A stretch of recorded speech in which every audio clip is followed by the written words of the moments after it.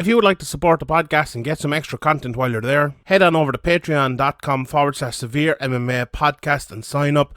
From the rewatch to the Q&A, we will have loads of content every week. So sign up, patreon.com/Severe MMA podcast. And now, here's the podcast. Welcome everybody. It's episode 324 of the Severe MMA podcast. My name is Sean Sheehan, aka the Pod God, joined today by the Aidan O'Shea of Irish MMA Media, Graeme MacDonald, as we talk about, I usually say a big week in the world of mixed martial arts, but it wasn't really. We're not going to fucking lie to you. It wasn't a big week in the world of mixed martial arts. We're going to struggle to get to 45 minutes in this podcast. A boring week in the world of mixed martial arts. Boring weekend.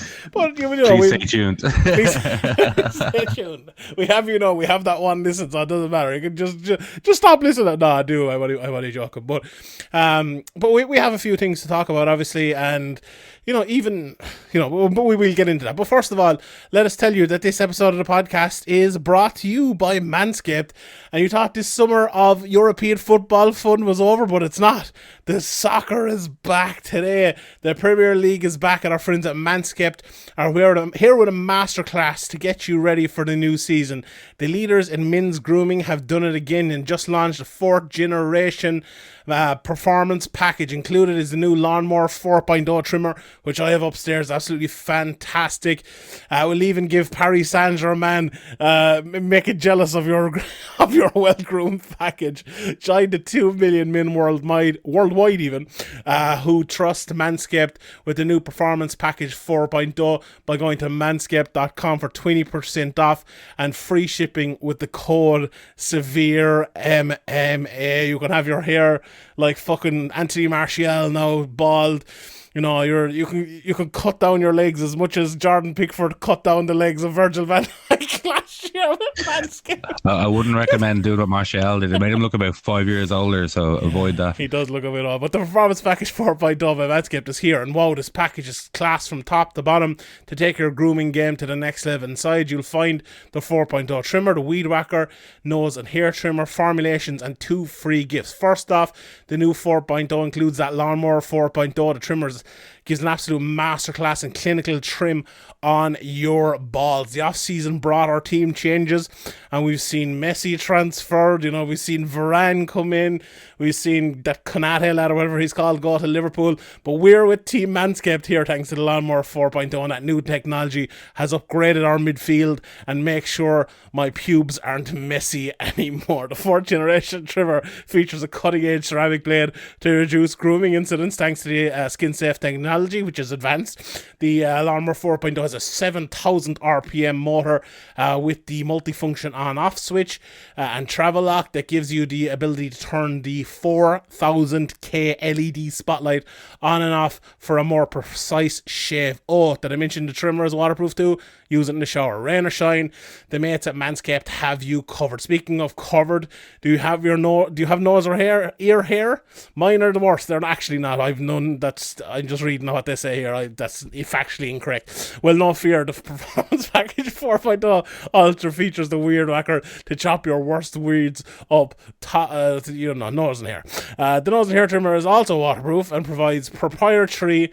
I can never say that fucking word. Proprietary skin-safe technology, which helps prevent nicks, snags and tugs in the delicate holes. Then you can't forget the Manscaped liquid formulations, the Crop Preserver, absolutely brilliant ball deodorant, and the Crop Reviver toner, which I'm actually running out of it, lads. See me on more of it. It's absolutely fantastic stuff altogether. Trust me, your balls will thank you for that. Manscaped even threw in 2 free gifts, the boxers and the Shed travel bag. Your boys will be singing for joy in their boxers. So get 20% off and free shipping. Rumor has it you haven't taken off those boxers since they arrived. I'm still wearing them. Only one pair of them. I'm wearing for the last 9 months.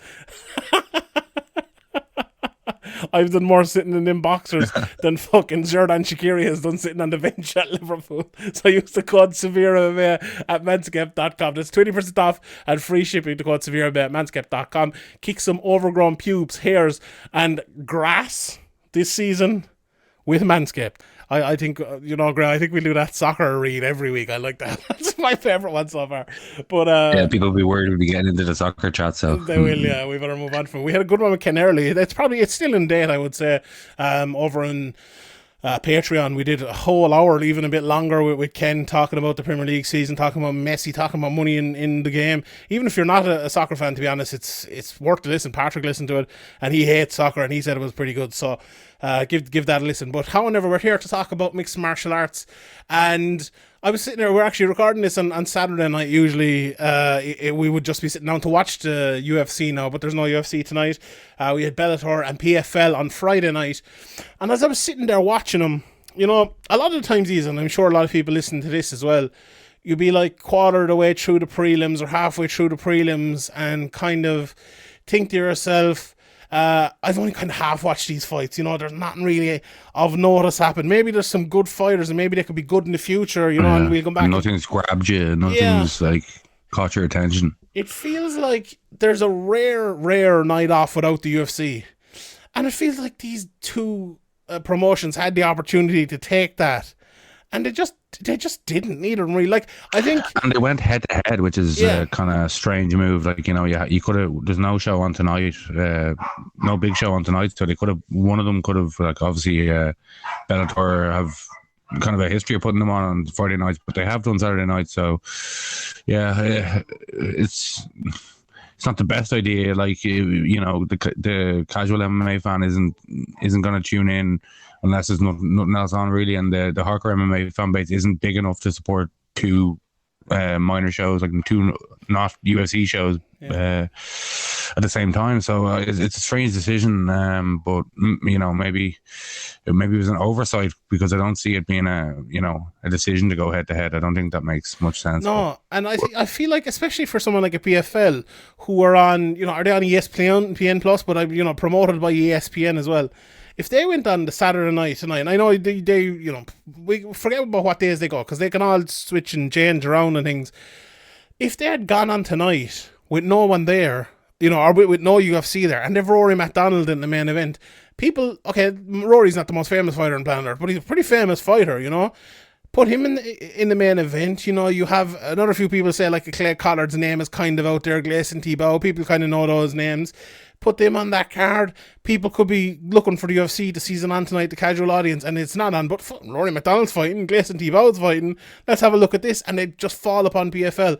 That's not going to happen, one, when it's on a Friday night, and two, when it's on against Bellator. It's just not. As you said, you're not only losing the casual audience, or not gaining that casual audience, you're also losing the hardcore audience, or maybe people are watching both or swapping back and forth like I was last night. So it's just, I don't think they did it on purpose, which is actually kind of worse. If they did it on purpose, maybe you'd say there's a bit of a war going on between them or whatever.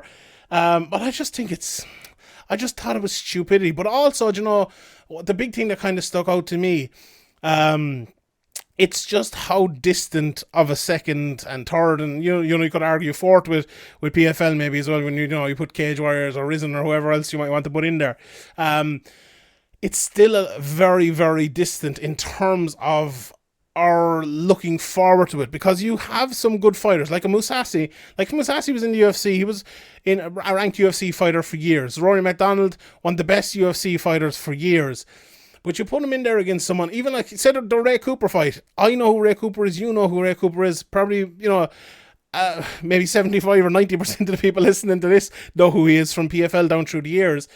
But the problem is, when you put him up against Rory McDonald and he loses, you look like, okay, you might have some good fighters, but you also look like you have a guy who's over the hill fighting now in your main event. And also with Mousasi against Salter, like, we'll get into the fight, I assume, but like, that, it's just the name. Like, who is John Salter? And that's what the question is going to be for a lot of casual fans, tuning in, or even semi kind of hardcore MMA fans. Now, look, we know John Salter, he's a relatively good fighter, but I just feel like last night really showed that there still is that gap. But I also think the amount of thought that was put into it was very minimal. Like, why they should really be hitting these dates. And I talked about it, I don't know if it was on this podcast, I think it might have been the Chasing Back even with Ian over on Patreon.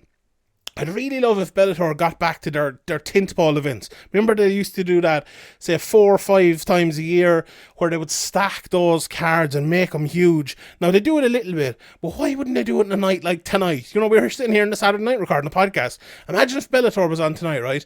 And instead of a couple of weeks ago, they had AJ McKee versus Pitbull tonight. They had Mousasi tonight. And say maybe they had, you know, one of their other big fighters, say someone like Yoel Romero or someone like that on the card tonight. Even stick the other Pitbull, the older Pitbull in there. You know, people know the name, and it looks like a stacked card then. And they like Bellator really should be looking at which weeks are the UFC not on, and then going, okay, we need to stack that week. You know, that it seems obvious, but you know, what do we know? I suppose. Yeah, but yeah, it's bizarre because like it's not only like it's so obvious because there are so few UFC weekends on. I don't know. It just last night sitting there thinking about like, oh, this is great. You know, it's great for me and you. We can have a Sunday off now because we can record this on Saturday night. But for the promotions themselves, it just felt like that opportunity has kind of passed them by. And there's another one coming up here. You mentioned that AJ McKee fight there. Like if you put that AJ McKee fight on tonight, there was a lot of jeopardy around that. A lot of questions being, you know, a lot of questions being answered in that fight. A lot of jeopardy. A lot of fan interest. A lot of you know, excitement. A lot on the line. So I don't know why, you know, are these schedules just made ahead of time, just like years ahead of time or a year ahead of time, and there's no real thought put into it? That's the way it seems, and you know that really shouldn't be. You know, in the past we've seen like Strikeforce and Affliction temporarily put on big cards when UFCs weren't on and do like well.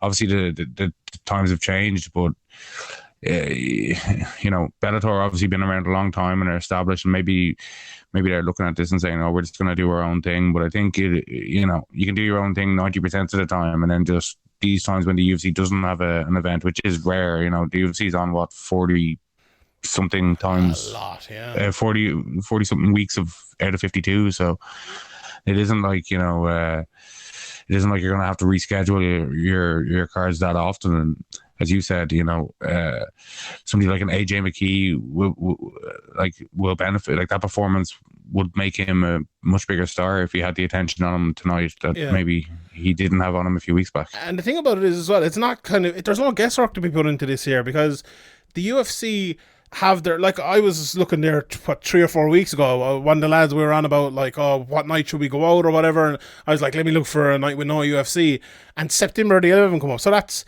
a month away from now, and it was at least a month ago that I was looking for it. So like, there are nights there, like if Bellator had 3 months to plan a card, that's plenty of time for them to put on a card, you know, get their venue, whatever it might be. And I guarantee you, they know before us as well, you know, the inside, or they know, you know, before the people buying the tickets or whatever it might be. You really can, you know, make those things a little bit better, make smarter decisions. And I wonder, is it, you know, we talked an awful lot down through the years about Joe Silva leaving the UFC. I wonder how much of a difference Rich Chow leaving Bellator is having. He was our main matchmaker. He's gone to work with John Kavanagh now in what's it called, the Wimp to Warrior thing. So like, I'm actually not sure. Maybe I need to ask, but I would assume it's Scott Coker making the fights, and maybe Scott Coker having a bit more maybe not responsibility, but a bit more work. And, you know, maybe they're looking for someone, maybe there is someone else doing it, but it's definitely a change, and it's not him doing it anymore. And maybe like some of these fights maybe were him because he only left it there in the last couple of weeks. But I see like a fight between Yoel Romero and Phil Davis was made. Now, there's a lot of bad matchmaking you could make in the UFC, Bellator, or PFL, wherever you might be, but I do not think you can find a stupider match to make than fucking Phil Davis versus Yoel Romero. Why would you do it? You have this guy, Yoel Romero, who is, look, he can be boring at times, but people love him, and people, you know, are waiting for those flying knees, and are waiting for him to knock guys out. And you put him in there against a guy who makes those fighters boring, makes him look bad, makes him into fucking 5-round snooze fest or 3-round snooze fest, and has done it for years, has made a career out of doing it. Just a terrible, just to steal a phrase from Luke Thomas, promotional malpractice. Just awful. And there's like, look, Bellator have made some great matches over the last year. Look, the Pitbull AJ McKee fight, fantastic fight. I think they've made some good decisions. They're trying to come back to Ireland. They've done good things, over the last while. I've given Bellator a lot of credit. They're on TV now here, and they're doing way better. We used to criticize Bellator all the time before, and we haven't for a while. But I think this deserves criticism. This fight is horrendous. Also, the Fedor versus what's his name, Tim Johnson fight. Why? Like, this is Fedor's talking about this being his last fight. It's on in Moscow, and you give him Tim it's Johnson. Always his last fight. It's always his last fight. Yeah, but it is a fight in Russia, though. It's a big fight for Bellator in Russia, and you make Tim Johnson. Like, why not Josh Barnett? Why not Jake Hager? Because they want him to win, probably. Yeah, but Tim Johnson's not bad. I think Tim Johnson actually beat him. I think he'd have a better chance of beating Josh Barnett. Yeah, but if he fights Barnett, he'd probably end up on his back being catch wrestled for as long as the fight goes, or until he gets pounded out. Like with Fedor, I don't want to see him fighting anybody anymore. Yeah. Like the game's really passing by in a big way. Heavyweight's a different ball game completely than what it used to be, even at the Johnson level. Even at the kind of slugger level. So I just have I don't want to see Fedor in there with anybody, really, to be honest. Maybe if he does get this win in Russia and a big parade afterwards or whatever, big celebration afterwards, maybe he will stay retired. But he's gonna get offered big money again, like he always does, and he's gonna come back, and looking forward to his next one. Yeah. I'm actually not looking forward to his next one in this case. Well, that's how the saying goes. But yeah, look, there was a fight last night on that Bellator card. Let me pull it up here, where there was a lad who was 3-0, Davion Franklin. He fought a fella called Everett Cummings, who was 15-1, and he beat him. Yeah, and he was fucking rubbish. He looked like me going in there. I don't know how that happened. Let me click into his topology here and let's see who he fucking fought before, because this man looked like he never fought anyone his whole entire life. Like, he's fought in Bellator before. He's fought in Gladiator Challenge. Okay, here's a couple of guys he's fought. He fought a lad who was 0-5 once, 2-8, 12-7. Not a bad record. 7-16, 2-1, 3-4, 0-1, 0-1, 0-0 guys. Yeah, he's fought a couple of legit he records. has another 5 wins at amateur as well. So he's actually, like, over his career, he's 20 and 20, or he's 19-0 going into that now, 20 and 1 coming out of it. Yeah. So it's there was or 20-0 going into 21 coming out of me. But yeah, give that lad to Fedor. Imagine him, he's fighting someone 15-1, looks great, and this schlub comes in there looking like fucking a prime Sean Sheehan fighting him. Like, I don't know. It's just in the middle of those two cards last night, I just couldn't help but feel like, right, no matter what happens in these cards, and there were some good fights, we'll definitely get into the fights, and they deserve credit for the good fights, but it just felt like such a pity that the Magomedov versus Rafian Stotts fight wasn't on tonight, or even with PFL that Rory wasn't in the top of the card tonight. It wasn't a great fight by any means, but the Clay Collard fight, how many Magomedovs can you have on one card? Oh, there was a Magomedov on the Bellator card, and there was a Magomed Kerimov on the PFL card. So there was plenty of Magomeds last night. But it was that. But let's get into the cards, I suppose. I was flicking back through the prelims, so if there's any scores or anything like that, I'm not 100% sure on any of them, to be honest, because I didn't watch any of the fights in full because I was trying to keep up with them. There was a beautiful, they call it here in Topology a leg kick TKO, but this was a leg kick KO without any shadow of a doubt. Michael Lombardo. And the ref is like, are you done? Yeah. I'm screaming in pain here. What do you think, mate? Your man was basically, a verbal submission to leg kicks, which I don't think I've ever seen before. I think Zen Simon was saying that as well. But that was a KO. He knocked him out with a leg kick. So I wouldn't call that a KO. And it says KO, TKO here, so maybe. But that was absolutely fantastic. That one was. Magomed Umalatov rose to 11-0. So he's a guy next year coming in. He's a 172. This fight was at, so probably a 170 at welterweight. Bracket next year, he might be there. Brett Cooper got another win here with the standing TKO. He looked good in that one again against Tyler Hill. Olivier Aubin-Mercier, he got knocked and dropped in that fight against Darrell Archer, but came back to win the unanimous decision. Gleison Thibault, I thought he looked phenomenal. He looked really good on top. Was hitting some big shots on Mika Tyrell and got the arm triangle choke. A bit of a soft spot for Gleison, he's a good fighter. He's not really shown, he's been in there over 50 times. He's not getting any younger. He's been in there a lot of minutes, but he doesn't show it. Like if you didn't know how old he was or how much time he spent in there, he isn't showing the normal signs of wear and tear and getting old that most fighters have. And move up to 170 as well, I think, helped him a lot, because he's cutting a lot of weight to go on 155. Yeah, I think as you get older as well, it becomes harder to cut the weight. Like I think cutting weight is a young man's sport, and especially when you're Gleison Thibault carrying around that much muscle. Yeah, an absolute animal. Yeah, this was, he beat Rory McDonald's last fight as well, a controversial decision, I suppose, and I had definitely had Rory winning that one. But good on Gleison. He's had a very good career, and I'm sure he'll be back in PFL again next year for another run at that one. Then, like Ranzabov faced Alex Martinez, and fair play to him, he won that one. And he will face, if I'm not mistaken, Hausch Manfio in the finals of the 155-pound division, if I'm not incorrect there. Clay Collard. I see a few people calling this a robbery. Look, I thought Collard won round 1. He was losing round 2 badly, but came back really, really well. I thought he just did enough to snatch it. And then Mafio, I thought, clearly won round 3. Very, very, very close fight. Absolute madness calling it a robbery, I think. But there were a lot of people, and even Ariel, I have great respect for Ariel, but it wasn't. The issue here, the biggest issue here, which people are missing because they're shouting robbery.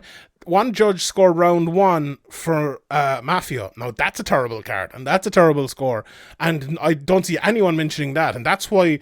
That's where we need to get mad if we're getting mad. But this misplaced anger about robberies when it was a very close fight. Just because Collard came back in round 2 doesn't necessarily 100% won that.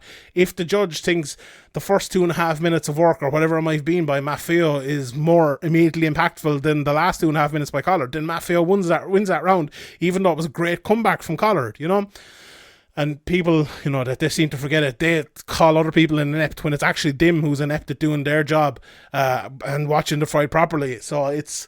And that's coming from someone who said Collard won and tweeted it and said, I think Collard won the fight. It's not one of those you can get mad at. It's one of those fights where you're looking at it and it seems like the wrong guy won. But with this system we have, it was 1-1 in rounds, and there was another round cut right down the middle, one between them. So even that, I don't even think it did look like one where one guy clearly won, because it was a very, very close fight. But I thought it was a good performance from both. The problem with Clay Collard is he has, in his last couple of fights now, the same happened in the Anthony Pettis fight. He gets very, very tired towards the end of round 2 and into round 3, and has lost round 3 now. Is it 3 times in a row or twice in a row anyway, at least? And that's a big issue for him going forward. And obviously, he's out of this tournament, but looking into his next tournament or next couple of fights or whatever it might be, that's something I think he needs to improve on. But that was it was a very good fight. Take nothing away from the fight. We get caught up in the judging when there's people shouting robbery and stuff. But a really, really good fight, and I really enjoyed it. The Magomed Karimov fight. Magomed Karimov took Sai down in the first round off of a body kick. As I tweeted last night, when someone has more than one Magomed in their name, do not kick him to the body, and that's what Sai did, and he got taken down. But in the second round, he did well. He kept it on the feet for most of the round. Very, very close round though, because Magomed Karimov was doing pretty well as well. He failed on a lot of takedowns. But he did some good stuff. And in round 3, there wasn't much scoring action at all. It was just Magomed Karimov holding him against the cage for maybe 4 minutes of that round.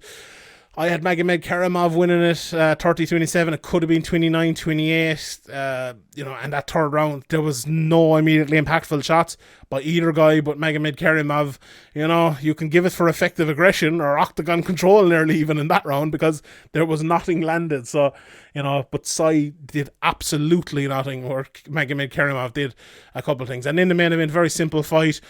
Rory McDonald came out, tried to get the takedowns for 3 rounds, failed in all 3 rounds, and Ray Cooper ended up taking him down in all 3 rounds and won the unanimous decision. It was basically as simple as that. Rory was trying for a few triangles, trying for a high guard on the bottom, but just could not do anything. There was just nothing there for Rory throughout the whole fight. He looked old to me in this fight. Now, take nothing away from Ray Cooper. And he's a very good fighter. I was gonna ask you, do you think he's old in terms of he's slowed down or he's lost it, or do you think the game has just evolved around him? And he came in as people were talking, he's the first kind of guy coming in and he doesn't have a base. He's just like, his base is just MMA and he's the future. And then now everybody, Ray Cooper, all these guys that maybe don't get the accolades, they're all so well rounded. They can all do everything. And is it a case? Do you think it's the case of the game's caught up with him, or he's slowed down, or the damage he's taken in them hard fights in the UFC and etc., or do you think it's probably a combination of both? It's funny because you use the phrase "slowed down" there, and I think that the phrase "slow down" is a great phrase, but it's not necessarily he slowed down. I think the game has just sped up. Like when Rory McDonald was coming into it, the apex of mixed martial arts fighting was kind of control, and I don't mean control like octagon control or anything like that. I mean like the ability to control the fight from distance. George St. Pierre, an absolute master of it with his jab, and John Jones from kicking from the outside, fighting a slower pace.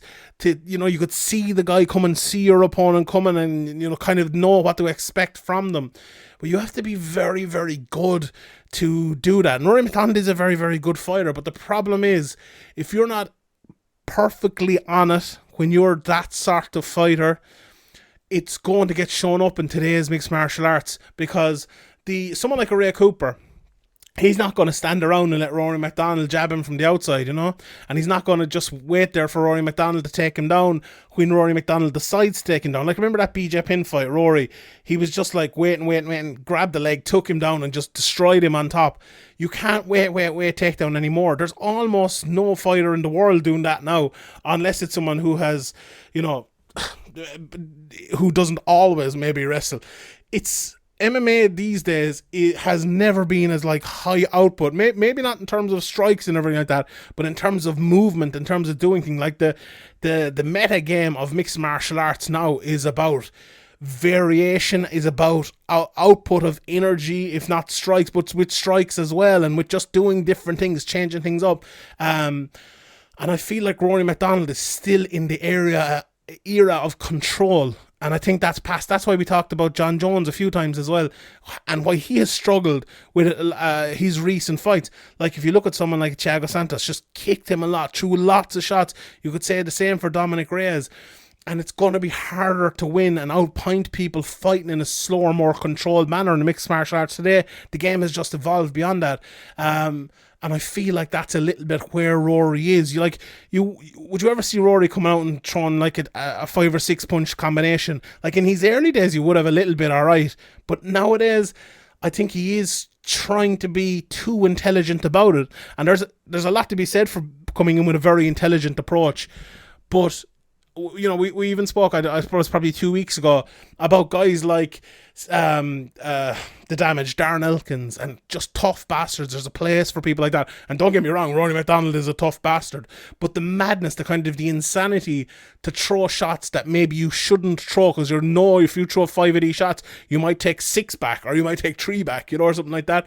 Rory McDonald has never kind of come off to me as a guy who would do that, because he tries to be more controlled. Now, sometimes he gets drawn into it, like a Robbie Lawler or something like that, and he is well able to fight in those fights. I'm not saying he's not able. I'm not questioning Rory McDonald. Do you think he still is able, though? Do you think he's kind of lost that kind of spark he used to always kind of, his interviews used to be weird, and he'd kind of embrace violence and kind of talk about it in a nearly loving way. He does seem to be more normal, doesn't he? Yeah, now he just seems to be like, it's just getting on with this job, or it doesn't seem to have the same. He doesn't seem to have the same kind of viciousness to him, or not even viciousness. He never really had a viciousness to him. I'm not sure what the word is. His strange character that he used to have has just kind of faded away, and he's just become kind of, I don't know, going through the motions more than anything, it seems. Maybe. But like, you could say the same, like even McGregor, you could say he's lost kind of what has made his special. And I don't know if there's a lot to be said about things that happen outside of the cage as well, in terms of like, having children or getting married or finding a new partner, or, moving gym or whatever it might be with different people's lives, and that can happen, it can happen. We see money. Money as well, absolutely, and we see it in different sports. Or like even Rory, he's gone from the UFC to Bellator to PFL. We used to always say someone like a Shea Mills, who was, had a relatively good UFC career, and he goes out of the UFC, he's barely heard from again. He has a couple of fights and loses most of them. It happens. It happens, and it's an odd feeling. I saw the what's his name? Adam Catterall talking about, I think they were talking about McGregor before, and he was saying, he compared it to going to Old Trafford before. He used to kind of be afraid to go there. People used to be afraid to fight Conor McGregor. I guarantee you people were afraid to fight Rory McDonald before, and afraid to go to Old Trafford. But would you be afraid to go to Old Trafford these days? Would you be that afraid to fight Conor McGregor these days if you're a UFC lightweight, or if you're in the PFL and you're a welterweight? Would you be that afraid to fight Rory McDonald? Now, I would, or you would, I'm sure we would. But if you're Ray Cooper, who's a fantastic fighter, or you're Magomed Karimov, I don't think Rory McDonald is that physical presence and that monster that he once was, even if it's not, a physical monster, but a technical monster. It's also a thing of Ray Cooper's coming in there to like make a name for himself. Not that he doesn't have a name, but like to kind of put himself out there. And, this is a huge fight for him. This is probably like, he's fought 30 times, but this is probably the biggest fight of his life. Rory's fought 30 times as well, but to Rory, this is probably way down on the list of, how motivated he was for a fight in the lead up, and that plays into it as well. Like, and maybe if Rory was in the UFC and kind of pushing towards getting the title that he kind of always seemed that his camp and his team seemed to think he was destined for, if that was still on the cards, if that momentum was still going, and he was at this age, and he was fighting a Ray Cooper, and there was all this on the line, maybe it would have went differently. We'll never know, but I think it's a mixture of, Rory slowing down, damage taken over the years, the game evolving. It's just a lot of factors. And obviously Ray Cooper being a much bigger fight for him, and a very good fighter, and very well rounded, which everybody seems to be now. And maybe when Rory was doing his best work, he had that advantage over people that he could take them, like if they were weak somewhere, he could kind of go there and win the fight that way. Yeah, and like when you look at him, we must mention again before we move on to Bellator, Ray Cooper will be going in there against Magomed Karimov, and that's going to be a good fight. I presume Magomed Karimov will probably be a bit of a favourite, but Ray Cooper is very good everywhere, and I would not be surprised at all if he won that. And him in PFL, I put up a picture of Rafael Nadal in the French Open, and it's like that. He is one of those lads who's synonymous with PFL, say like Michael Chandler would have been, or an AJ McKee is now, I suppose, with Bellator. He is that guy there. It was Justin Gaethje for a while and Marlon Moraes for a while, but he is that guy there now, and he's done a great job 3 years in a row. He's got to the final now, so fair play to Ray Cooper, one of the most underrated fighters in the world. So I know, obviously, us and I suppose lots of other podcasts as well will concentrate on Rory McDonald because he's the name and he's the guy that has been, towards the top of the sport for years, but absolutely take nothing away from Ray Cooper, a very, very, very good fighter, and I'm looking forward to seeing that final. So Bellator was a pretty good undercard, to be honest. John McNeil opened up his mixed martial arts ledger with a good ground and pound win. Jeffrey Klossner beat Sebastian Ruiz. It was a split decision in Pam Sorensen versus Roberta Samad. I didn't see much of that, so I'm not sure of the result because I was watching the fights on the other side. Bisteev beat Ty Gurder. Everyone was giving out about that fight, and another one I couldn't really see much. I don't think I saw any of that fight actually, because which fight was that clashing with? I think that was clashing with maybe Brett Cooper over on Mercer. I don't know, I can't remember, but I'll go back and watch that one. Then that vicious knockout from Franklin, which we mentioned earlier, to move to 4-0 against Everett Cummings, who came in as 15-0, but 15-0 fighting the likes of fucking me and Graeme, so it wasn't that impressive, to be honest, but a good win, and Franklin looks a prospect. Then we had Rafael Stotts versus Magomedov. Stotts only became the second man ever to beat Magomedov, the other being Petr Yan, so that's a very, very good win. A very close fight. The first two were on the feet after Magomedov failed a couple of takedowns. I thought Stotts landed the better in round 1 and Magomedov in round 2. The round 3 was another half and half round. Stotts got the first half of it. He was closer to finishing, and Magomedov got on top and won the second half of that round for me. But I thought Stotts did enough. I thought he was better in that first half of that round. I think there was a couple of 30-27s in there. I wouldn't be, I thought Magomedov did do enough in the second round, but if you're giving that to Stotts, I don't think it's the worst card in the world at all. So I think the right guy definitely won in this one. And Stotts is a very good fighter. He's 17-1 now. Magomedov came into it as 18-1. So they're not too far off in terms of records. And he's right up there now. He's Rufus Sport as well, which is the same team as Sergio Pettis, who is the champion. So that might be a bit of a dilemma for them. But by the looks of it and by the sounds of it, they're going to fight each other. James Gallagher's around there, Apache Mix in that division as well. But Stotts is a very good fighter, isn't he? Two very difficult wins in a row. Josh Hill and Magomedov are two very awkward fighters who, cause a lot of problems and make a lot of fighters not look very good, or awkward styles. And, he's got two very good decision wins there.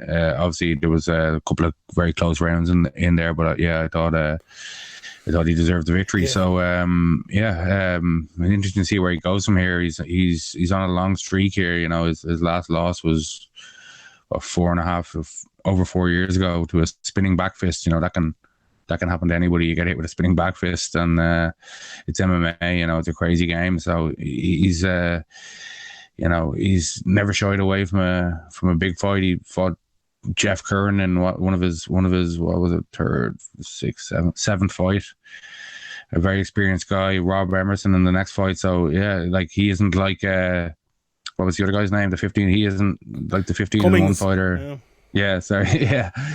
He's a different type of fighter than that. He hasn't bumped up his record with a bunch of 0-0s and 0-1s and absolutely 2-8s. Yeah, and I think he's a tough enough style matchup as well for Pettis, because on the feet, I think if it gets into a striking technical matchup, I would probably favour Pettis, but Stotts' wrestling is pretty good. If you can stop Magomedov taking you down for almost the whole fight, you're onto a winner there. And Sergio Pettis, Sergio Pettis is a good all-round fighter. I think he's a very good fighter, but if Stotts' wrestling is that good, he's going to find it very, very hard not to get taken down. So, that fight might happen coming up. And, I suppose an update as well on I'll give you the update after this card on what's coming up with Bellator. Koreshkov in the co-main event. Teasing the update. Teasing the update. We gave you a bit of an update last week and it still hasn't happened, but we'll see. Koreshkov, he looked like Koreshkov, to be honest here. He's been out for a while, but came back and just dominated Sabah Homasi. There's not much to say about it. It was a good fight from Koreshkov. Sabah Homasi just very, very tough. He almost finished him. 10-8 in the second round. Yeah, I thought it was 10-8. Did you? Yeah, I think so. I think back in the day it wouldn't have been, but I think now it is. Yeah, I thought it was as well. I think I had it. Was it 30-26 or Koreshkov definitely won that fight? I think so. Good comeback from him. And in the main event, look, this was one of the ones I went back just nearly 2 weeks ago, I suppose, at this stage, and watched some John Salter fights, and was like, oh, this had the prospect to be an absolute fucking snooze fest. And thankfully, Gegard Mousasi kind of saved us from that. Last night at 4:30 in the morning or whatever it was, Salter came out and he had this, people might give out and say I'm anti-wrestling or whatever. It was anti-fighting. It's not wrestling. I love wrestling. Like Khabib taking someone down and belting them from on top, or, destroying Justin Gaethje with jiu-jitsu. Absolutely love that. It's absolutely fantastic. I love that sort of fighting and always have. But what John Salter does and guys like that, it's anti-fighting.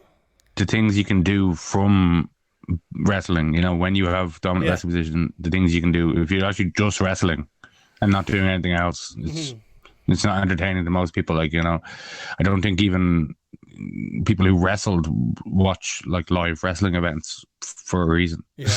But you know, probably, you know, it might have been the best game plan, even though it was, you know, didn't work and was extremely boring, like from Salter. But, you know, he's completely outmatched here and against Graeme Mousasi. So, you know, trying to frustrate him, trying to tire him out, trying to, you know, lay on him. Yeah. Maybe that was the best. You know, what else is he supposed to do? Yeah, it probably was. But, like, Mousasi was just a far superior fighter. Like, I gave Mousasi the first round, even though Salter probably dominated 4 minutes of it. He did absolutely nothing. Big John came out afterwards. Actually, I don't know if the cards are out yet or not. Maybe you could look it up there, Graeme, and see if they are. But I would hope a judge, and maybe not. It was a close round. Don't get me wrong, there wasn't that much landed, but I thought Big John in the commentary was saying Salter landed the hardest shots of the round. I don't think he did. I think Mousasi landed a couple early, landed a couple of knees in the clinch as well, which were just as hard, and he was winning like the battle of maybe unsignificant strikes, if you want to put it that way, or non hurtful strikes before the fight went to the cage, with the 4 minutes of fucking grappling, just holding the leg, pulling it down. Like, it's grand tire a lad out and stuff like that, but God almighty, just throw a punch or go for try to get the lad to the ground where you can land big shots and try to go for submissions and stuff like that. It's just, you know, it's so frustrating to watch it sometimes. And, you know, it's easy for me to say, I suppose, sitting here. I'm not done fucking fighting Graeme Mousasi, but, you know, if we're watching Man United versus Liverpool and Man United come out with fucking 7 at the back and it's 0-0, we'd probably criticise them too. So why not do the You loving it. You were a big Jose Mourinho fan, no? Legend. There's nothing wrong with it. With a Marrow and Filetti. But look, Mousasi, it mattered not, because Mousasi was just too good. As you mentioned, on different levels, a step above. And he really stepped on the gas pedal, or the petrol pedal on in round 2. Just ate up Salter. Salter looked tired, as I kind of predicted last week, as I thought he would be. Could have been stopped at the end of round 2.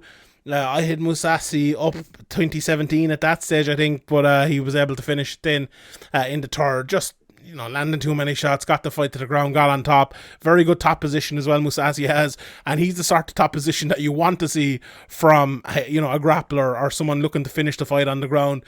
Big power, hard hips and big shots on the ground. Lovely stuff for Mousasi, and another very, very good performance. Fighting Austin Vanderford next, which is a very good fight. You know, Austin Vanderford, another guy who doesn't maybe land that much on top, but tries, and you know, it'd be interesting to see him fighting over 5 rounds. A good win the last time out over Fabian Edwards in a closer fight maybe than it looked. But I'm sure Gegard will take a lot from that, but I'm sure Vanderford will have learned a lot from that as well. And with his wrestling, you know, it's going to be a tough night but for Mousasi with his wrestling, but it's also going to be a very tough night for Vanderford as well, with not only the wrestling of Mousasi, but with the ability to get out of that wrestling, as he showed with Salter, and find ways around it as well. So this was a perfect warm-up, honestly, for that fight, to be honest. But I think Vanderford is a little bit better of a fighter than Salter, but I'm looking forward to that one. I think Vanderford absolutely deserves it. But and on the tees as well, Bellator released their schedule the other day for upcoming fights, and the Ireland one was conspicuously absent on it. I said a couple of weeks ago that we should know in the next 2 to 3 weeks. I asked again about it, and they were telling me in the next couple of weeks, 1 to 2 weeks, it should be announced, or maybe not. The James Gallagher versus Patchy mixed fight might be moving over to the Mohegan Sun or somewhere like that. In Ireland, I'm not sure, Graeme. What's your take? Like, will there be full... Like, I heard I was listening to the radio the other day, and one of these lads, one of the DCU immunologist lads who have for the whole time been calling for full lockdowns, are saying open things up. So I wonder, are we getting to that position where maybe by the time November comes, things will be open up? It's hard to see that now, for it to be like England. But we're watching Premier League games with 70,000, and even the All Ireland final coming up next week with Limerick in it. Unfortunately, Dublin won't be in there, so 40,000 at him. So I don't know. It's just unknowns, I suppose, and for Bellator, it's a risk, to kind of try to set up a show here. I don't know how much investment, how much it took cost to put the deposit down on the on the arena and all the stuff you need to start doing to preliminarily like kind of book that week. But I can't see it being too expensive. Maybe they're kind of just waiting to see what happens. And obviously this James Gallagher fight is kind of they can't wait too long to put that together. So maybe that will be the thing that kind of forces their hand either way. But probably with it still being up in the air here, probably that's holding them back from pulling the trigger on it. Yeah, I'm not sure 100%. There's no. I think there's a couple of what is it, 50 in indoors now or 100 or something like that, but definitely no thousands of live events in Ireland yet. So things would have to change for it to be able to happen. Hopefully it can. Or I wonder, would Bellator... How this vaccine rollout, when is that due to finish? Who knows? I'm not following it too closely. I kind of got sick of the whole coronavirus updates. 80% of the population now have one vaccine. I think 70%. Well, this was a couple of days ago.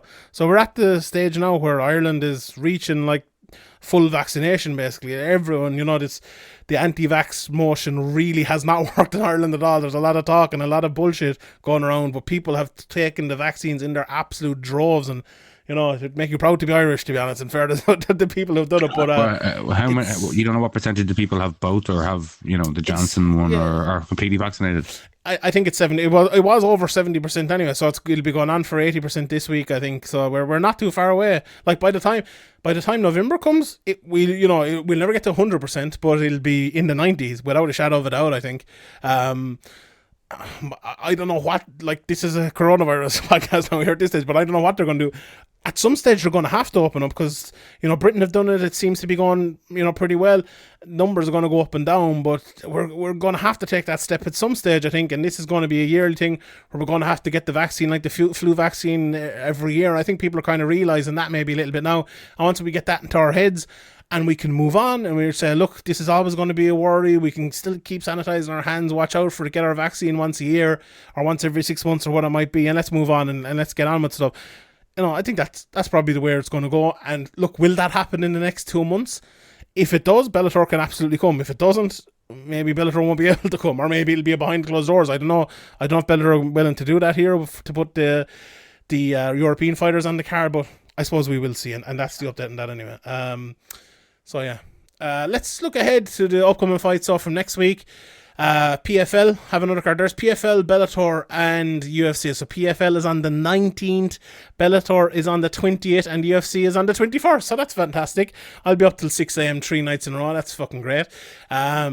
Kayla Harrison versus Janine Fabian. Look, we all know what's going to happen. That Kayla Harrison's going to take her down and win it. In that one, there's the heavyweight fights as well. Jamel Jones against Capizola, and then Larissa Pacheco against Guardola in the other lightweight women's fight. And then you have Denis Galtasov versus Ante Deja. Other than that, Caitlin Young is on the card as well, and not a lot other than that on that PFL card. So not a great card, but the top fight, Kayla Harrison, obviously must watch TV at all times. Then the Bellator card is actually not a bad one at all. In the main event, we have Czech Congo versus Sergey Haritonov. Don't expect that to be a banger, to be honest, unless someone gets knocked down early. But, Czech Congo has been doing a lot of wrestling over the last 2 or 3 years, especially in Bellator. But in the co-main event, JJ Wilson versus Adam Barracks. This is a fight. If you only watch the UFC, or if you only, casual maybe Bellator, and you haven't seen these lads, you've probably seen Adam Barracks, alright, because he's had some big fights. But this JJ Wilson is one of the best upcoming prospects in the world. 18-0 against a guy Barracks 17-1, and he's lots of head kick knockouts and beating Aaron Pico, if I'm not mistaken, and beating some good guys. This is a fantastic fight, and one I will definitely be tuning in and watching closely. Brilliant fight. Logan Storley on the card as well. Alejandro Lara on the card. Not the best card in the world. Mike Hamill versus Bryce Logan. And Kimbo Slice Jr., Kevin Ferguson Jr. also on this as well. So, Bellator and PFL putting out their cards there. And as well, we have the UFC. So the main event there in the UFC is Jared Cannonier, Kelvin Gastelum. We'll get to that in a second. On the undercard, Abdel Razak Al Hassan versus Braga Neto. That should be fun. Razak Al Hassan, he's either knocked out or knocks someone out. The 34th president of the United States of America, Roosevelt Roberts, is taking on Ignacio Bahamondes. Bia Malecki, who's a big fan over there, and Philip O'Connor over in Sweden against Johnny's Nunez. Sasha Palatnikov is on the card. Who was he? He was training with someone recently. Who was it? I can't remember. Brian Kelleher back on the card as well, Ireland's own. And other people as well. A couple of standout 14, 15 fight cards. I don't know. It's too much. So 10, 11, like even 8, 9 is perfect. Like anything over 12 is just come on. Like there's fights in the middle. This William Knight. It's absolutely stacked to the hilt. Like just There's literally like 5-6 fights in this that no one wants to see. Their own fucking families don't want to see these fights.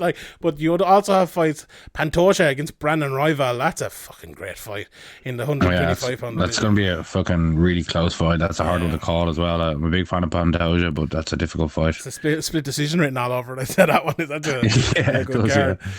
Vince Pichel against Austin Hubbard as well. Chase Sherman back, always fun. Clay Guida against Marco Madsen. This is an interesting fight. What do you think about this one? Wrestler versus Clay Guida. I did a Patreon show the other day. I was talking a little bit about this. I know we often talk about fighters and how they're built and what next move they make. Marco Madsen, he's in his late 30s, I believe, or maybe even older than that. He's 10-0 Olympic silver medalist, if I'm not mistaken. Putting someone 10-0 into there against Clay Guida, I might say that's 36 years old though. You got to make it happen soon. Have to make it happen. That's exactly it. And I think this is great matchmaking. If he beats Clay Guida, he's immediately 11-0 155 pounder who is an Olympian and who everyone is talking about. And then you move him on. Maybe say someone like a Bobby Green. Imagine if you beat Bobby Green, then you move him on to someone a little bit higher up. This is good matchmaking. I think Marco Madsen is a guy you can kind of get behind. I don't think he's put it all together yet in MMA, but when you have that high-level athletic base and the base for MMA in wrestling, which is always very good, the UFC I think have done a great job with him, and Cage Warriors before that as well, and I'm looking forward to see where he can go on. But for Clay Guida, fair play to him. It's a tough fight to be taken against someone dangerous who maybe not everyone knows, but yeah, I'm looking forward to that fight, and I think it makes a lot of sense. Who do you think will win it? I think I wouldn't count out Guida at all. Like Guida could kind of stay on the outside, and he's done it before, run around a lot. Like people didn't like it, but maybe not do it to that extent that he did. Like, who was that against? That he ran around ridiculously. He's done a lot of time. I once getting booed though during the fight and stuff for doing it. He did it like I can't remember now, but like he definitely has ways to win this fight. Like he's a very experienced guy. He's very tough. He's no mug in the wrestling realm himself, but obviously he's gonna want to avoid that at all costs, pretty much. But if he can, if he can avoid a couple of early takedowns and land some damage, then the fight will swing his way, I think. I haven't looked it up. What's it, Graeme Maynard? That for some reason that's after popping out of me. Was it Graeme Maynard that he ran around against? I think it might have been. No, he's in great fights against Diego Sanchez. Clay Guida's one of these lads where for a while he had like this boring aura around him, but then before that he was awful exciting, and after that as well I think he is. But I like Clay, and I think this will be a good fight. And then Cannonier versus Gastelum, this is a very interesting fight. Cannonier has fought up, I think he's fought at heavyweight before even, but he's definitely fought at light heavyweight anyway, against Gastelum, who's, fought down at 170. I think Cannonier, if Cannonier fights to the best of his ability and Gastelum fights to the best of his ability, I think Cannonier will win it. But the problem with this is both of them are guys who sometimes show up and sometimes don't show up, and whoever doesn't show up will probably lose this one, I find it very hard to get a read on this. Like, Gastelum is used to fighting guys who are bigger, and Cannonier is not massive, don't get me wrong, but he's a big guy, and I think he'd be bigger than Gastelum in here. But Gastelum is used to fighting guys like that and coming up over the top and landing some nice strikes. But Cannonier can hit hard too. Over 5 rounds though, I don't know. I think maybe if Gastelum can add in a few takedowns as the rounds go, not only saving his gas tank in the meantime, but also taking away maybe a bit of Cannonier's, I think it could be a good fight for him. But I would, I said I think if the best Cannonier shows up, he wins, but I'm nearly going with Gastelum here. What do you think? I don't know, I don't know. I've lost a bit of faith in Gastelum. He hasn't had a good win in a long time. You go back to that split decision against Jacare. It's more than 3 years ago. He's lost to Adesanya, Till, Hermanson, and Whitaker in the meantime, and obviously they're high level guys. But I think he hasn't really looked the same. There's always a thing with Gastelum where you kind of have to wait to see him on the scale to see, or maybe even in fight week, to see if he's actually been taking this seriously or not, or if he's going to have a belly on him. That's not, doesn't really fit it with confidence. How dedicated is he to this? There isn't really a title shot on the horizon. So, how motivated is he going to be going into this? There's just too many questions around Gastelum to pick him this far out from the fight, even though it's only a week away. Yeah, we'll see the night before, but yeah, I'm going with Gastelum anyway. Fuck it. You mentioned Jacare there. He actually retired this week. Look, with all women retirements, looking forward to his next one, of course. But I think what's his name? The guy who wrote Michael Bisping's book. I always fucking forget his name. Ant Evans. He always says about Jacare that the biggest thing Jacare will probably remember for, that he'll remember himself for, is not taking that fight against Luke Rockhold. That was a UFC 199, the one where Michael Bisping went and won the championship, and he never got a title shot again after that. It's a very harsh point, but a fair point as well. Now, Jacare will be remembered as a very, very good fighter, and he's some of the most animalistic wins we've ever seen in the history of the UFC, from the crocodile or the alligator or whatever it is. Aptly, he was an absolute animal at one stage, but he never got over that hump, and he did get the opportunity once and he didn't take it, and that's, that is a bit sad. But overall, I've always been a big fan of Jacare. I predicted at one stage that I think I said 4 people to be champions and 3 of them became champions, and Jacare was the one who didn't. So that's how highly I thought of him.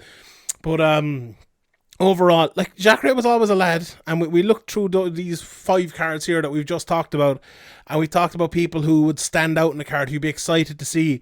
And to me, Jacare was always a lad you'd kind of be excited to see. Even before he became a good striker and it was just submissions, he was always exciting, wasn't he? I think historically, yeah. I think recently, though, when the game's kind of caught up with him, and jiu-jitsu isn't, it used to be that, if Jacare got you down, it was quicksand. Jiu-jitsu doesn't work, I agree, yeah, 100%. It was like quicksand, and you were kind of if somebody survived it, you were like, oh wow, they did, they surprised me there surviving that, or they did really well there, or whatever. Now it's just everybody's kind of pretty competent, at least at defensive jiu-jitsu, and it's not a surprise anymore, and his jiu-jitsu isn't on another level like it used to be, and obviously his striking is a lot better than it was at the start of his career, but it's not anywhere near the level of the other top guys in his division. So it would be a good time to call it a day and call it a career, but as we always say, he'll be back. Yeah, he probably will be. But look, hopefully this is it for him, because as you mentioned, this is the stage where you would like to see people retiring, but it's MMA, and we will see. And last thing here before we go, that judge in Texas from last week, let me pull it up. I just had it here a second ago. He did the Green versus Fiziev card. And he came out, John Anik said, how do you score this fight this way? Obviously we talked about it last week. He came out, a lot of fighters and a lot of managers and different people said, we really appreciate his explanation. I wish more judges do this. It's absolutely great. John McCarthy came out and absolutely slated him, called him an idiot and everything like that. Really, really bad. Now, the problem with this is, right, I think it shows the difference between maybe the judging and the officiating community and the wider community. So reading it, and obviously, we've seen judges and officials' reactions to it, or maybe heard it. What he came out and said was not what the people over the judging commissions, or his boss, whoever it might be, even whoever it might be, would want him to say. They would not want him to give that explanation the way he gave it. I think for me, reading that, it showed that he obviously understands the criteria, but it shows that he doesn't have that intricate maybe knowledge of it that someone like, you know, like the best judges in like a Sean Sheehan. like a Sean Sheehan, like a Sean Sheehan. Yeah, that's what you wanted to say. I was saying, sorry. No, but like the best judges in Vegas, somebody very knowledgeable like me, like myself. But, no, but I think that, and look, there is a thing as well that I don't think you will be hearing. Look, Mike Mazzulli came back and he's been on record before. People have asked him about, you know, judges and officials coming out and explaining things, and he has said before that he doesn't like want people doing that and stuff. And, you know, maybe I might try to get Mike Mazzulli on the podcast to even ask him a few of those podcasts. I've spoken before and he's a nice guy, but I don't think he'd be happy with that. I don't think other judges and officials are happy with a guy coming out like that. And the problem with judges and officials coming out is, if let's say Bing came on the podcast with me, when he speaks, very intelligent, he's used to speaking, used to being a public speaker. Mark Goddard the same, almost always he makes, you know, very good comments. Even a big John McCarthy, when he was doing it, very good. It's guys like this who not really that experienced, might be their first or second or third or fourth or fifth time doing a UFC card, and they get, you know, a bit of abuse on Twitter, and next thing they're coming out and they're roaring and shouting and they're making a show of themselves. And he didn't really make a show of himself, but he is putting himself out there and putting the judges out there to be in an even more vulnerable position than they are already in. And I don't think they want that at all. Now, I would like to hear more from judges. I would like to hear more from officials, but I don't think this is the way forward. And I certainly don't think that judges and officials believe this is the way forward, with a young kind of up and coming judge coming out and roaring at John Anik and stuff like that. I don't think that's the way to do it. So that would be my take on that. And I know, you know, a few people have been talking about it during this week, but we're in a weird situation with judging at the moment, because, as I said, Mike Mazzulli's back in. There's a few changes upcoming, and hopefully they will be introduced. And I suppose we know towards the end of the year. But I spoke about the 10-8 situation a couple of weeks ago, how pressure has been put on by the UFC and other people, and the commission seem to be listening to it and kind of telling the judges to adjust how they're scoring 10-8s and stuff at the moment. So we're not going to see as many 10-8s, I don't think, until maybe things settle down or the criteria is adjusted totally. So it'll be interesting to speak about that and keep an eye on it over the next while. I know obviously a lot of people tune in here expecting to hear about judging and stuff like that, so we'll continue to that. But however, that's someone actually mentioned that I say however a lot last week. I never even realised, but now I do. Every time I say it, I'm like, oh yeah, I fucking you do say it all the time. Yeah. That's weird. Is it? It's a Limerick thing, I think. Is it? Is it? I don't know. I looked it up, and apparently it's an Irish thing. So, yeah, I was about to say it again there, but I backed out. I backed out of it. How did you? You even made self-conscious about it now. Yeah. How did you watch GA for the first time in like 10 years today, and Dublin lost their first game since 2014? I must be bad luck. You're a pure jinx. After the Liverpool game, I didn't want to listen to Jamie Redknapp's opinion, so I was searching around and saw the Dublin game, and I don't know, it's gone awful soft. I haven't watched it in a long time, but they're whipping out cards for every little touch, people flopping on the floor, just a different game than I remember. Yeah, Dublin. Back in my day. Dublin should have had 5 or 6 lads sent off, and that game was atrocious. And people were running into guys and falling over and getting carded, and the guy was getting carded, and then there was a slight touch in the back, and there was a free, and it's I don't know. Limerick are now and the standard of football was awful. People were just dropping the ball, running out of play with the ball in their hand over their own end line, just missing simple points. I don't know how that team won 6 in a row. I don't know. This time next week, I'll be getting ready for Limerick in the All-Ireland final and absolutely shitting myself. So hurling, there's a proper game. Proper game, fact. That's a proper game. And it's the two most skillful teams, Limerick and Cork, in the final next week, so that's got to be fucking fantastic. And Limerick currently are the best GA team in the world at the moment, with Dublin after losing. So, you know, Dublin are obviously there, having won 6 in a row, but that team seemed to be on the way out now. So this Limerick team is in the middle of the greatest run in the history of Limerick hurling, so it's fantastic. If people hate the soccer talk, they're going to hate the Gaelic football talk even more. people like when I'm tweeting about hurling and stuff. I feel like, you know, in the MMA community there aren't that many people doing it. Myself, actually, I was after the interview with Brian Moore the other day, we were talking about hurling afterwards as well. So unfortunately, Wexford lost, but yeah, we'll have Callahan's Cork against Catherine Costigan's Limerick coming up here on next week, so that should be fun. And who was in the final? Oh, yeah, Kerry did you hear about that? Kerry got a bye into the final because Tyrone, half their squad got COVID and they're not able to field the team. So it's going to be Mayo versus Kerry because they got a bye. Well, maybe that'll change now. But Do they that's not the way have it's some going like at the moment. underage team they can That's make what I up the was numbers, thinking. no? Yeah, why don't they, like there's surely another 15 players in the county, For but experience, at least, even if you get hammered, the experience would be good for the young player. I think what they're trying to I don't do care. is I think they're trying to put pressure on them to put the game back another week, but I don't know if that'll work or not. I hope it is. You know, it'd be a shame if it was a walkover in All Ireland semi-final, but however, that's I said it again. Right, thank you to everybody for listening. And if you haven't signed up for Patreon yet, please do patreon.com/Severe MMA podcast. And also, please, if you're listening to this on Sunday, I'm going to be recording on Monday, please send me questions at Severe MMA pod or on Patreon. I have literally like 4 questions for the Q&A, so it's going to be like a 6-minute Q&A if I don't get questions, obviously because there was no UFC and no Saturday night event this week, so very few questions. Please send me some. Sean at severemma.com, you can get me there as well if you want to email me questions, so I'll take them from anywhere, to be honest, now at this stage. Manscaped, promo code SevereMay, 20% off and free shipping. Follow Graeme at SevereMay, me at Sean Sheehan BA. Follow at SevereMay Pod. Give a thumbs up, give a like. We're on YouTube now as well. You can listen to the video. We don't have cameras and stuff yet because my computer is in the bits, but we have all of that. iTunes, SoundCloud, Spotify. Subscribe. Tell a friend. If you tell a friend and you heard from another friend, you tell another friend, and that's how we all get better. Leave a review, all of that. God bless. And all that's left to do is give the inspirational quote of the week. The important thing is to learn a lesson every time you lose. We'll see you next Tuesday. Probably win or learn, basically. Win or learn, yeah.